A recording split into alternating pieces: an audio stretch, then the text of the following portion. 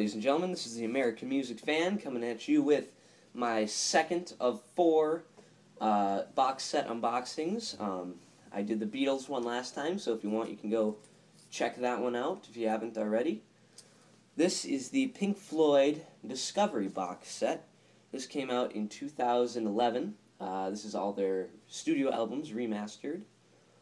Personally, I think the Pink Floyd albums sounded okay before, but, you know, it's remastered and it's in a box set, so that's pretty good. Here's the front of the box. The side has all the album names. Back is the same as the front, other side's the same. Then the top has the albums shown. The way to open this is you just kind of flip it up like this. A magnetic box. This one comes with a nice book. It's called Graphic Tales. So I will just show you this quick. Well, yeah, I'll try to. I'm sorry, this is kind of a tough situation here that I got.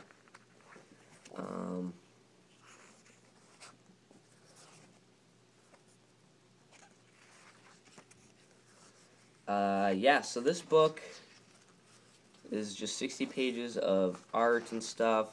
You might not be able to see like every little detail, but you know, it's kind of tough to go through. I'm going to do the same thing with this box set. I'm not going to show you the booklets or the CDs, just because, I mean the CD discs, just because it'll take a lot of time up, and you know, that'll just kind of be a waste of time. Yeah, I like Pink Floyd. They're probably my third favorite band of all time, I'd say. Third favorite. I think that's fair. Bob Dylan, well, the Beatles are my #1, and then Bob Dylan is my second favorite musician band thing. I just count musicians and bands in the same grouping. So yeah, it's a nice set. A lot of people are saying they don't like it because it's kind of like they mess with the original art. But you know something? That's okay with me, I guess. Well, I just like the music. Personally, I'm in it for the tunes. But you know, I like this set a lot. It's a nice set. So I'm hoping you can see this book well enough. I'm sorry, I don't really have this down to a science yet. So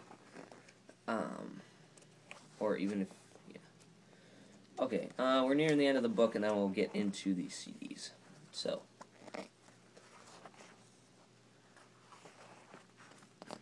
Okay. Let's do the CDs. Well, I'll just show you the front again. Graphic Tales. Back is blank except with that little design. Starting with the first album, 1960, I can't remember, late 60s sometime, I think. This is The Piper at the Gates of Dawn, their very first album.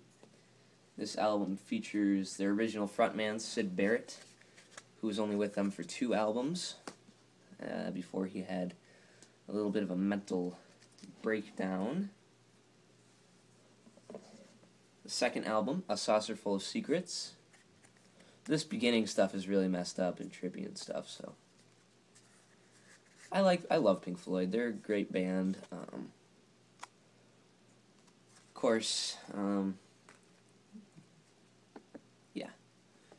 Next they have, I think at this point Syd Barrett was gone. I don't know as much about Pink Floyd as I do the Beatles. I think this is where Syd Barrett kind of left. This is the soundtrack to the film More. This is, I like this album actually. This has some good stuff on there. But you have to admit, whether you like Pink Floyd or not, they do have the best album covers. This is my least favorite Pink Floyd album. The live disc is pretty good, but the actual album, the studio album, it's kind of, I don't know, I don't really like the studio album. This is a double album, the first of 2 double albums, and of course you guys should know what the other double album is. I'll do the same thing with this as I do the Beatles. I will do individual reviews of these albums. Oh, and the last album was called Ummagumma. I don't know if I said it or not. But here is Adam Hart Mother with the cow. Moo. open her up, and you get that nice little image there of the band. I consider this to be my favorite Pink Floyd album. It's metal. I just think it has a very diverse amount of work on there. It just has a little bit of something for everybody. I love it. There's some really nice, like, Fearless on this album is awesome. That's probably one of my favorite Pink Floyd albums, if not my favorite. Here is Obscured by Clouds. This is a very... I like this album good enough. I mean, there's some on here that I don't really like, but it's okay. There's really no Pink Floyd albums that I really don't like. I mean, I don't really like, except Ummagumma. I don't like Ummagumma very much at all, actually. Sorry if you people out there do like Ummagumma, but it's just not really my bag. Alright. What's this album called? I don't know this album. I'm just joking. It's Dark Side of the Moon, Pink Floyd's legendary 1973 album. If you don't know who Pink Floyd is, you know what Dark Side of the Moon is, and you can... Whenever I bring up Pink Floyd to people, sometimes they'll be like, wait, the band with the triangle, with the rainbow? Yeah. I like this album. I've heard it a lot, so... Time is my favorite song on here. Brain Damage. Money. Breathe in the Air. Speak to Me. Really good album there. Then we got...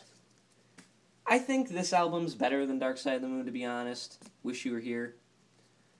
It only has like 5 songs or so, but the songs are pretty long, so they're really good. They're really good. Like the song Wish You Were Here is great. That's a fantastic album.